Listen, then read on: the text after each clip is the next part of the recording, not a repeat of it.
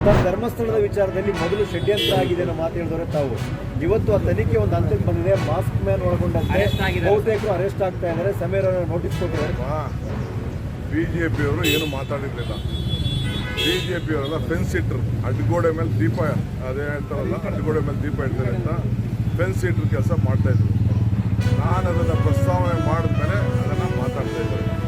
ನನಗೆ ಮೊದಲಿಂದ ಕೂಡ ನಮಗೆ ತನಿಖೆಗೆ ನಾವೆಲ್ಲ ಅವರೂ ವೆಲ್ಕಮ್ ಮಾಡಿದ್ದಾರೆ. ಧರ್ಮಸ್ಥಳದವರೇ ಬಂದು ಚೀಫ್ ಮಿನಿಸ್ಟರ್ ಹತ್ರ ಮೀಟ್ ಮಾಡಿ ಅವರ ಕುಟುಂಬದವ್ರು ಬಂದು ನೀವು ಮಾಡಿರೋದು ಒಳ್ಳೆಯ ಕೆಲಸ ಅಂತೇಳಿ ಅವರು ಹೇಳಿದ್ದಾರೆ. ಆಯಿತಾ? ಅದನ್ನು ಬಾಲಕೃಷ್ಣ ಅವರು ಅಸೆಂಬ್ಲಿಲೂ ಕೂಡ ಪ್ರಸ್ತಾವನೆ ಮಾಡೋದು. ನಾನು ಅದನ್ನು ಮಾತಾಡೋಕ್ಕೆ ಹೋಗಲಿಲ್ಲ. ಅದನ್ನು ಸೊ ಅವರು ಬಂದು ಅದಕ್ಕೆ ವೆಲ್ಕಮ್ ಮಾಡಿದ್ರು. ಇನ್ವೆಸ್ಟಿಗೇಷನ್ ನಡೀತಾ ಇದೆ. ಯಾರ್ಯಾರು ತಪ್ಪು ಇದ್ದಾರೆ ಅವ್ರನ್ನೆಲ್ಲ ನಾವು ಕ್ರಮ ಕೈಗೊಳ್ತೀವಿ ಅಂತ ನಮ್ಮ ಸರ್ಕಾರ, ಹೋಮ್ ಮಿನಿಸ್ಟರ್ ಹೇಳಿದ್ದಾರೆ, ಚೀಫ್ ಮಿನಿಸ್ಟರ್ ಹೇಳಿದ್ದಾರೆ, ನಮ್ಮ CLP ಹೇಳಿದ್ದಾರೆ, ಅಸೆಂಬ್ಲಿಲೂ ಹೇಳಿದ್ದಾರೆ. ಸೊ ಆ ಕೆಲಸ ನಾವು ಮಾಡ್ತಾಯಿದ್ವಿ. ಯಾರ ಮೇಲೂ ನಮಗೆ ಅವ್ರ ಪರನೂ ಇಲ್ಲ, ಇವ್ರ ಪರ ಇಲ್ಲ. ನಮಗೆ ನ್ಯಾಯದ ಪರ, ನಮಗೆ ಧರ್ಮದಲ್ಲಿ ರಾಜಕಾರಣ ಮಾಡಬೇಡಿ ಅಂತ ನಮ್ದು ಅಷ್ಟೇ. ಅನನ್ಯ ಭಟ್ ನನ್ನ ಮಗ ಇದರಿಂದ ನಮ್ಗೆ ತೊಂದರೆ ಆಗ್ತದೆ ಅಂತ ಹೇಳ್ಬಿಡ್ತೀವಿ. ಕೇಳಿ, ಶಿವಣ್ಣ ಲೇಟ್ ಆಗೋದು, ಅವ್ರ ಮಕ್ಕಳು ಬಂದಾರೆ ಪಾಪ, ಇವತ್ತು ಅವರು ಇದೇ ಜೀವನ ಸಾಕು ಹೋಗ್ತಾ ಇರ್ಬೋದು. ನಮ್ಮ ಮಕ್ಕಳನ್ನ ದಯವಿಟ್ಟು ಈ ರೀತಿ ತರಲ್ಲ ಸರ್, ಆಗಲ್ಲ ಸರ್, ಜೀವನ ಮಾಡಕ್ಕಾಗಲ್ಲ ಸರ್. ಅವ್ರು ಇವತ್ತು ಮಾಡ್ತಾ ಇರ್ಬೋದು, ರೆಸ್ಟ್ ಇರ್ಬೋದು, ಅವ್ರಿಗೂ ಮಾಡ್ತಿದ್ದಾರೆ. ಇವತ್ತು ನಮ್ಮ ಮಕ್ಕಳನ್ನ ತರಕ್ಕೆ ಕಷ್ಟ ಆಗ್ಬೇಕು ಸರ್, ಆಗಲ್ಲ. ಯಾಕೆ ಅಂತಂದ್ರೆ ಏನ್ ಸರ್, 2 ಡೇಟಲ್ಲಿ ಒಂದು ಕಾರ್ಯಕ್ರಮ ಮುಗಿದೈತೆ. 2 ಡೇಟಲ್ಲಿ ಕಾರ್ಯಕ್ರಮ ಮುಗಿದೈತೆ ಸರ್. ಅವ್ನು ಯಾರೋ ಅಲ್ಲೆಲ್ಲೋ ನಿಂತಿರ್ತಾನೆ, ಅವ್ನು ಕರ್ಕೊಂಡು ಹೋಗೋದು, ಅವ್ನು ಬಟ್ಟೆ ಹಾಕ್ಸೋದು, ಅವ್ನು ನಿಲ್ಲಿಸೋದು, ಅವ್ನು ಫೋಟೋ ಹೊಡೆಯೋದು, ಪ್ರೋಗ್ರಾಮ್ ಮುಗಿತು, ಒಂದು ಪೇಮೆಂಟ್ ಆಯ್ತು.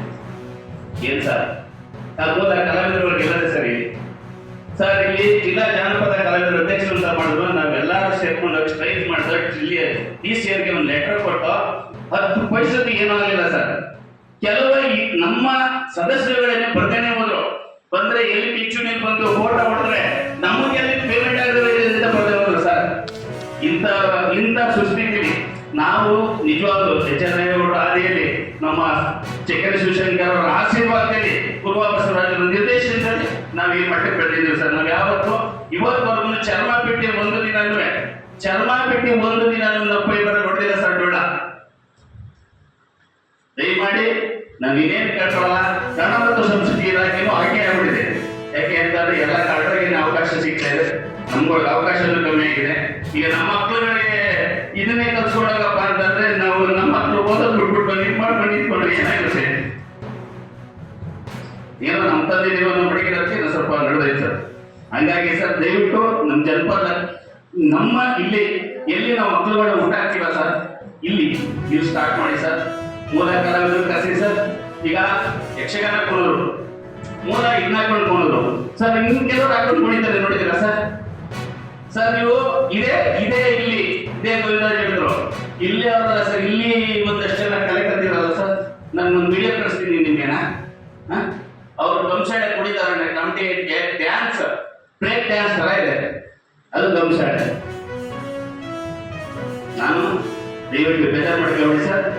ಜನಪದ ಸೃಷ್ಟಿಸ್ತಾ ಇದ್ರ ಮೂಲ ಕಲಾವಿದರು ಕರೆಸಿ ಕಲಾವಿದರನ್ನು ಮಾಡಿ ಕಳಿಸ್ಕೊಡಿ ಸರ್, ಪ್ಲೀಸ್.